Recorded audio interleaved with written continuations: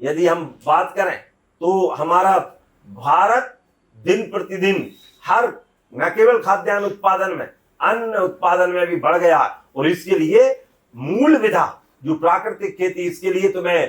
धन्यवाद मोदी जी का तो करते हैं, लेकिन आचार्य देवव्रत जी का भी करता हूं, जिनके माध्यम से इस खेती का प्रचार प्रसार हुआ। हमारे पूर्व मुख्यमंत्री माननीय शिवराज सिंह चौहान वर्तमान केंद्रीय कृषि मंत्री हैं, उनका धन्यवाद करता हूँ। वर्तमान मुख्यमंत्री डॉक्टर मोहन यादव जी का धन्यवाद करता हूँ कि जिन्होंने इस विधा को न केवल मध्य प्रदेश में, चूंकि मैं किसान मोर्चा का अध्यक्ष, जगह जगह हमने ऐसे पूरे मध्य प्रदेश के बेल्ट अलग अलग क्षेत्रों में अलग अलग प्रकार की खेती होती, उनको टारगेट करके, उनको ध्यान में रखते हुए और कौन से किसान इसमें से अच्छे निकल सकते हैं उनको किया। और पूरे प्रदेश के अंदर 75,000 तो वैधानिक किसान जो प्राकृतिक खेती के रजिस्ट्रेशन करवा कर उनको आगे करने का काम किया। ये आचार्य देवव्रत जी की प्रेरणा का है, मोदी जी की प्रेरणा का है, हमारे मध्य प्रदेश की नीतियों का प्रेरणा का है कि उससे तो ये काम हुआ है। लेकिन उससे आगे की अब जो वर्तमान में जरूरत है, जो प्राकृतिक खेती, क्योंकि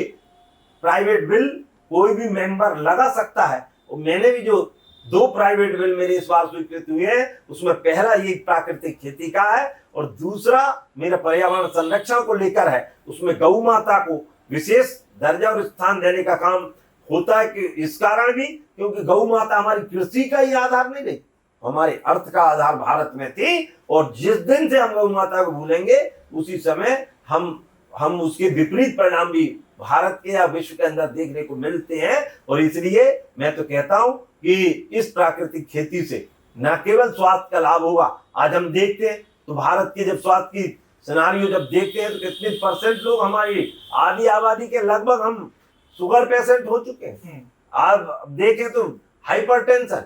देखें तो अन्य प्रकार के, चाहे ब्लड प्रेशर की बीमारी हो, अन्य प्रकार की बड़ी बड़ी बीमारियां भी, कैंसर जैसी बीमारियां भी हमारे दिन प्रतिदिन बढ़ते जा रहे हैं। तो इन सब का अनुपात कैसे घटे, तो इसका राज यदि कहीं छुपा है, जो मोदी जी ने मूल मंत्र दिया है वो हमारे प्राकृतिक खेती में। और इसीलिए इसकी ओर प्रेरित होकर ये प्राकृतिक खेती केवल एक प्रेरणा का काम नहीं है, ये तो सेवा का काम है। प्राकृतिक खेती राष्ट्र जागरण का काम है और प्राकृतिक खेती देश बचाने